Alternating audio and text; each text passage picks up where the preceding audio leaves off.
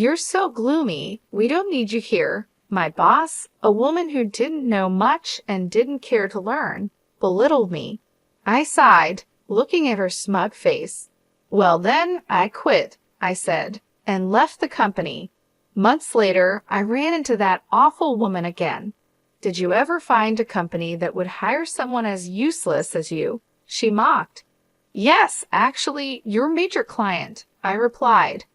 Her face went pale as she realized what I meant.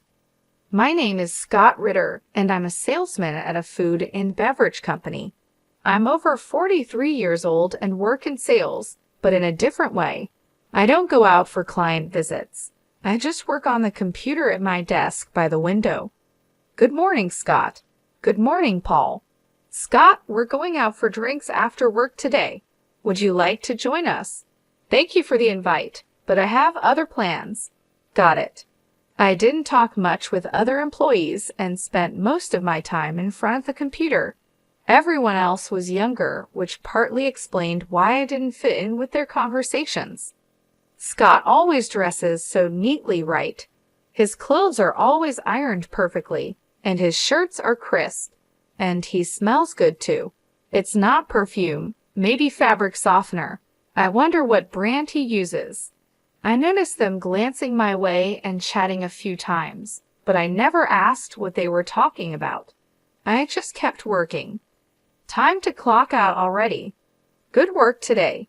Yes, good work today. Scott always leaves right on time, so we know when it's time to go. In a way, he's like an alarm clock for us. I left work on time every day. Sometimes I had places to go after work, and sometimes I just went straight home.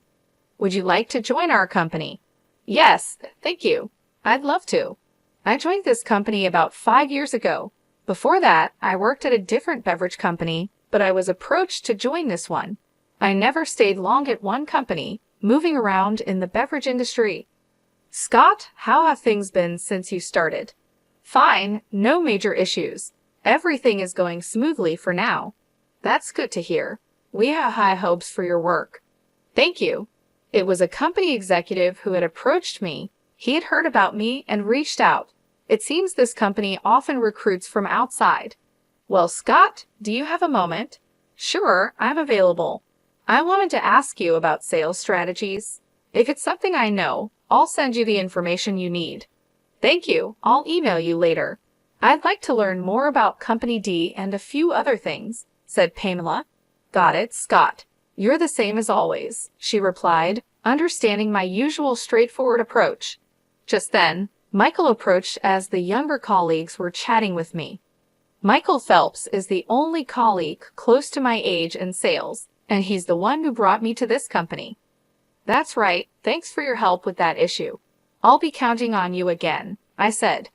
Got it. Also, the client wants to go out for drinks next time. Understood. Michael and I had known each other before joining this company, so we could communicate with just a few words. As the only other senior employee, he handled a lot of different tasks. Michael is attentive and single, which makes him quite popular. Let's keep up the good work today, he said, as we enjoyed another peaceful day in the sales department with no major issues. Nice to meet you. I'm Laura Sanko, and I'll be the new department head starting today, she introduced herself when she was transferred to our team. Laura came from a larger affiliated company, and it seemed she had more experience from her previous position. Is that so? Maybe it's a matter of power, someone commented. Who knows, but she's our boss now, so let's hope we can work well together. I sighed quietly as I observed Laura. She was wearing bright red clothes that didn't seem very professional, with heavy makeup and a strong perfume that reached my desk. Her attitude was confident and assertive. Listen to what I say. I'm in a higher position than you, she said, making her authority clear. The thought of her being the boss made me uneasy. Hey, who prepared this document? She asked. Yes, that was me. Read this document, and the client you're handling will now be my responsibility. Am I really changing this now? What's wrong with this document? Figure it out yourself. Look, it's easier to read this way, but in our company, we usually just do as I say, she insisted, making sure everyone in the sales department followed her lead because of her background in a big corporation. She's really the worst. She's all friendly with the young men and Michael, but she's tough on us women, a colleague whispered. I'm just trying to stay out of her way, I replied. It's tough, but let's support each other and get through this. Everyone followed her instructions reluctantly to avoid unnecessary trouble. Sighing, Michael asked, "What's wrong?" "It's about Laura, our manager, as he invited me out for drinks on a rare day off." He sighed heavily, looking genuinely troubled. "Laura has been really on my case lately. Every day she's asking me out." "I see, I get it," I replied, understanding his situation. It seemed she often invited him out for drinks or meals. Michael looks young for his age, so Laura didn't seem to mind the age difference. He's not comfortable with romantic relationships and has his own reasons for staying single, so being pursued like this was a real burden for him. When I talk to female colleagues, Laura scolds them. That's troublesome. Exactly. Michael agreed, clearly struggling with Laura's behavior too. He sighed wearily. Upper management isn't much help either. Yeah, I tried talking to them once, and they were pretty indifferent about it. It's really affecting me. The whole atmosphere in the sales department has changed. Who knows what will happen next? As expected, the sales department went from being peaceful to tense. Everyone was trying not to get on Laura's bad side. "Hey, you," she called out. "Yes. Don't just sit at your computer all day. Get out and work." "I am working though. I've told you to go out and visit your clients. Since I've been here, I haven't seen you leave the office even once. And yet, you're always dressed up." That's when Laura started targeting me. She glanced at my computer, clearly not understanding what I was doing. "You're not doing any work, are you?" "I am doing my job." She thought I was slacking off. "Besides, you hardly talk to anyone in the office. You just say hello and nothing more." "Everyone is busy, so I try not to disturb them," I explained, preferring to communicate through email and chat. That's also how I heard about her rumors and complaints. "Really, you're so gloomy. You're in sales, but you're glued to your computer, not going out for field work, not interacting with other staff. And you're always dressed in mismatched clothes, leaving right on time. Are you taking your job lightly?" Laura seemed to really dislike me, constantly picking on me and making snide remarks. "Scott, are you okay? Laura was hard on you today, right?" "I'm fine," I replied. "She's focused on me right now, so it's been easier for the rest of you. Let me know if you need anything. We're here to help." "Thank you, everyone." The sales staff noticed what was happening and showed their concern. They often intervened by saying things like, "There's work to do," or "A customer is here," to pull her away. Aside from Laura, I had good relationships with others. "What's with that manager? She complains about Scott leaving on time, but she leaves early too." "It's true. I saw her at a bar the other day." "Me too. She was drinking a lot." "How much does she spend on drinks?" "Apparently, she was drinking with business partners, and it's all being paid for with company money." "Really?" More and more, the talk about her wasn't about her work skills, but rather unpleasant rumors. "Are you okay?"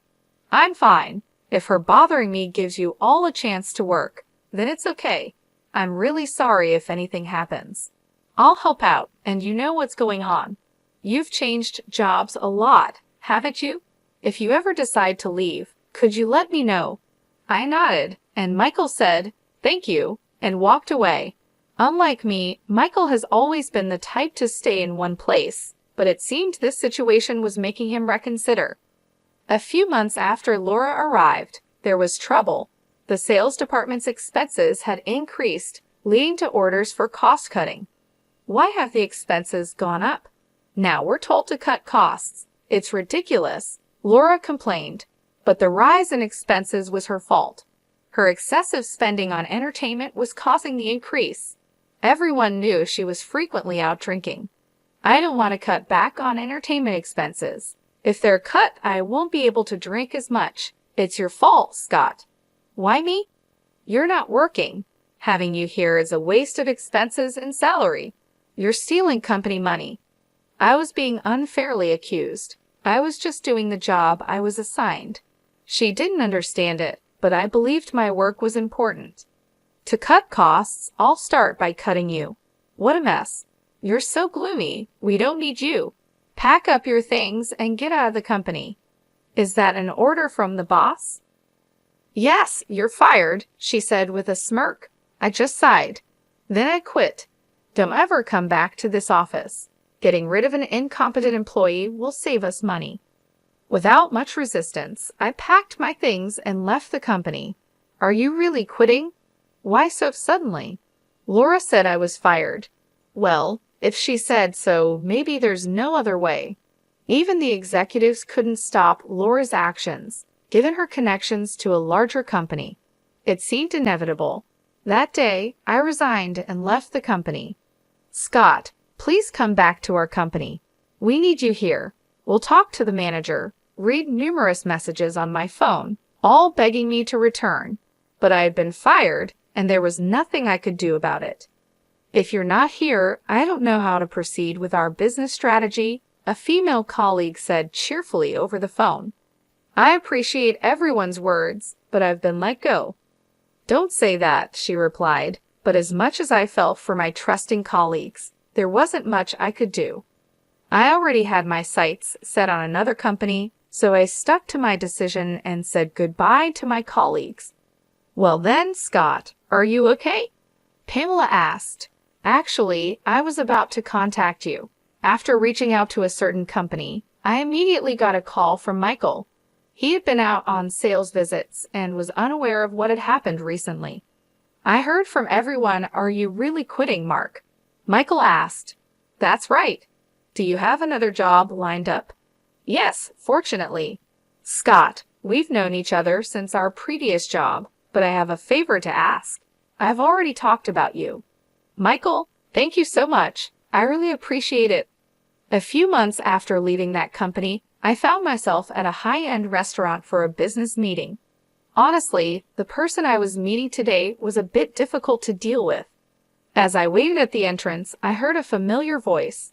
Well, long time no see. Laura Sanko appeared, smirking. Oh look, it's the gloomy window seat guy, she said in a condescending tone. What are you doing here? Surely not eating, right? You couldn't possibly afford a meal here, could you? She mocked. Did you ever find a company that would hire someone as useless as you? She continued, clearly unaware of my current situation. Well, actually, it can't be anything important, right? She interrupted, not giving me a chance to explain. She continued with her mocking laughter. What would a useless non-worker like you be doing at such a high-end restaurant? Are you part of the cleaning staff? It's just like you to try to look cool. It doesn't suit you at all. I'm not part of the cleaning staff. I'm here for work today. Work, huh? That's a word for people who actually work hard, like me, not for incompetence like you, she sneered. Today I came here as a sales manager for a business meeting, not like you, who just sits at a computer. As I grew tired of her endless chatter, someone approached us. Hey, sorry I'm late. I've been waiting for you, Director Charles. It was Charles, the director from the major restaurant chain Bloom Dining. I shook hands with Charles, and Laura suddenly bowed her head. Director Charles, thank you very much for your valuable time today. Seeing that it was Director Charles, Laura quickly started to butter him up, showing just how important this business meeting was for her company. Hi, Laura. Looking forward to working together. But really, if both of you had arrived earlier, you could have waited inside, Charles said to me with a friendly smile. Laura looked confused. What? Scott is involved in this business, she muttered under her breath, clearly shocked. Shall we go inside, then? Charles suggested. Yes, let's, Laura replied, still trying to process what was happening. Prompted by Charles, we proceeded into the restaurant and were guided to a private room. What's going on here?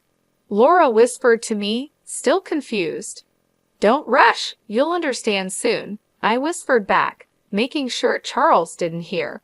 Once inside the private room and after the attendant had left, I prepared my business card. It was time to clear up the confusion. Here is my business card, I said, handing it to Laura. What? Really? Laura's eyes widened as she looked at the card. It read, Scott Murphy, head of Bloom Dining Food Research Department. You asked earlier if there was a place that would hire me. Well, I was picked up by your major client, I said with a smile. Laura's face turned increasingly pale. After leaving that company, I had contacted Charles. I had known Charles for a while and had previously received an invitation from him. I'm glad you joined us, Scott, Charles said. Thank you. I look forward to working with you. The pleasure is ours. We're grateful to have someone with your talents join us. We'll be counting on you. Yes, I'll do my best. So I joined Bloom Dining and took on the responsibilities entrusted to me. Just like in my previous company, my work was recognized, leading to a smooth promotion to my current position as the head of the department. Is that really possible? Laura mumbled, still in disbelief. Is something the matter? I asked. No, it's nothing, she replied, shaking her head with a pale face. She couldn't believe that the person she had deemed incompetent and fired had now become the head of a department in a major corporation. It can't be right. You are the incompetent, gloomy one. Laura was stunned. What am I supposed to do now? She whispered to herself. The reality that her business negotiation partner was someone she had ridiculed and treated poorly, and the fact that her company was now in a weaker position, seemed to overwhelm her. It was a complete reversal of our previous situation when she had fired me. Now, it was time to see her skills in business. So well, she stammered. How are things going with this matter? Charles asked. Laura seemed unable to deliver her usual smooth sales pitch, glancing at me often, still shocked by the earlier revelation. Eventually, she left the meeting in disarray. Did you know Laura? She seemed quite concerned about you, Charles asked after we saw her off. Actually, she's the one who fired me from my previous job, calling me a gloomy incompetent. Really? Charles responded, clearly surprised. I then shared the whole story of my previous job with him. What a rude person she is, Charles said, sounding indignant, as if it were a personal insult. Regarding this deal, I don't want to work with such a disrespectful person in the future. Let's get someone else to handle it.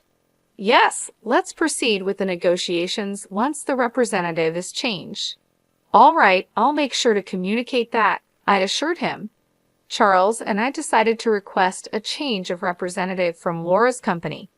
Given our company's stronger position, it was likely that Laura would face some repercussions. Later on, a former colleague filled me in about what happened with Laura at her company. The executives confronted her, asking, "What do you mean by changing the person in charge as a manager?" It turns out the sales staff who had been putting up with her behavior reported her past actions to the executives, including the incident where she fired me. They told her, "We have refrained from reprimanding you because you're from an affiliated company, but this time we will have to report back to your parent company." The look on Laura's face was ashen. Is that so? Thanks for letting me know.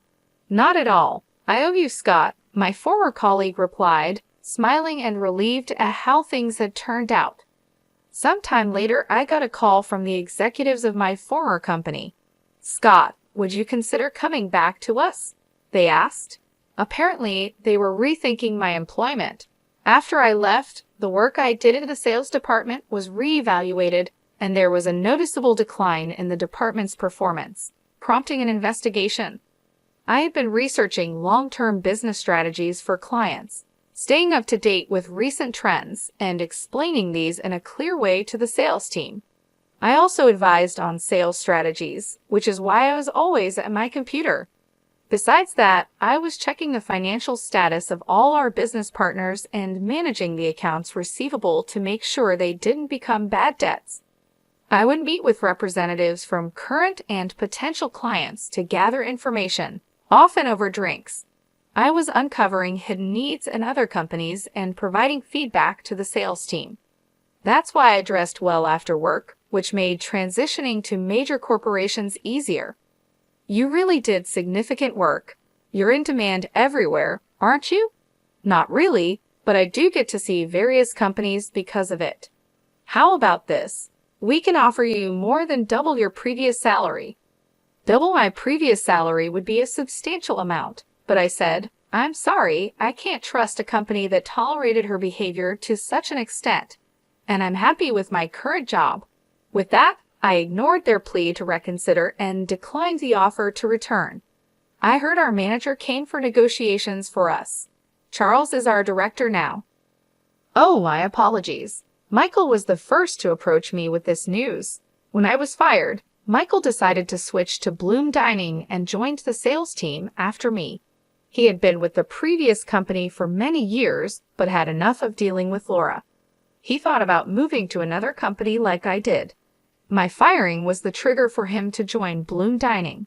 Interestingly, Charles, after hearing from me, was ready to hire Michael on the spot, but the dedicated Michael went through a formal interview to join our team. Originally a talented salesman, Michael now excels at Bloom Dining too. Scott, please listen. Calm down, Helen, I said. Helen, a female employee from my former department who cried when she learned I had left, still seemed to admire me. I've been assigned the research tasks you used to handle. Can you teach me? Really? Taking over the tasks from a company I left is, please, I really want to improve our sales. Despite my hesitation, I was moved by Helen's eagerness and decided to teach her. So this is how it works. Yes, that's how it works. Our relationship resembled that of a teacher and student due to the age difference. We're really like teacher and student. Yes, it would be something like this if I had a student. Thank you, Professor. Teach me too, Professor. Please don't call me that, Brian. When we met occasionally for lessons, another former colleague, Brian, wanted to join, eager to learn my sales techniques. I thought, with these two, that company will be okay. I was relieved to see them positively trying to learn, just like before. They could form a great team, much like Michael and I did in the past. As for Laura, she ended up returning to her original company as a regular employee. However, her lavish lifestyle and love for drinking couldn't be supported by her regular salary, so she secretly started working at nightclubs. But moonlighting was against her company's rules, and once they found out, she was fired. Now, Laura is struggling to attract clients because of her haughty attitude, and she isn't earning much. It's a sort of poetic justice, a case of cause and effect. I saw her looking rough in downtown recently. She caused a lot of trouble for others, so now it's her turn to face difficulties. Laura, who once fired me, now faces her own set of hardships. She wouldn't have thought this would happen back then. She even contacted me using the business card I gave her. Could you hire me at Bloom Dining? She asked. That's impossible. At least contact Michael, I told her. She contacted me too many times and was becoming a nuisance, so I passed her messages to Michael. He replied, I'm sorry, but I'm not interested in people like you, and frankly, I dislike you. Please don't contact me or my colleagues in the future. To be honest, I don't want to hear from you again. Michael clearly refused her, and after she kept trying to reach out to him, Michael contacted his lawyer. She was then placed under a restraining order and could no longer approach him. Being popular can be troublesome, but I never wanted this kind of attention. Michael and I had worked together at one of the companies during my job-hopping days. He had been engaged, but after his fiancée died in a car accident, he remained single. Since then, he understood the nature of my work and began relying on me. Now, he's thriving as a skilled senior in sales. Meanwhile, I'm grateful to be using my skills at Bloom Dining, where I conduct research with a more generous budget than before. Thanks to my efforts, Bloom Dining's default rate decreased significantly. and we were able to understand our clients' needs in more detail, leading to increased contract rates. It was definitely the right decision to bring you on board. You've made a significant difference, Charles said. I'm glad to be of service to the company. Everyone praises you. They said contracts became much easier to secure because you identify the needs so precisely. That's good to hear. I just did what I could. I'm really glad I joined this company. Meanwhile, back at my former company, I heard that Helen had taken over my research tasks and was doing a great job. Brian informed me her research skills are second only to yours, Scott. Is that so? She did learn quickly. When I was teaching her, I thought, I can't let her outdo me. Brian chuckled, feeling motivated by the competition. It seems they've become good motivators for each other, and their research efforts have helped stabilize the sales department. Helen is like Scott's student. Her methods are just like yours. And you, Michael, you've been teaching Brian, right? That's true. While I was teaching Helen, Michael also gave advice to Brian whenever he could. Looks like it's time for a generational shift. Maybe, but since we're at different companies, we'll stay rivals for a while longer. Indeed, we can't afford to lose. Flashy jobs are easily noticed from the outside, but the supportive roles behind the scenes are just as important for a company's growth. While some in sales secure contracts, it's the administrative staff who provide crucial support. Cleaners keep the office and common areas tidy, contributing to the overall function. An organization can grow because it has employees fulfilling various roles. It's often unclear who is doing what and how they contribute to the work. However, it's important to approach each role without prejudice and strive to understand the contribution of each member. Leaders, especially, should never forget this.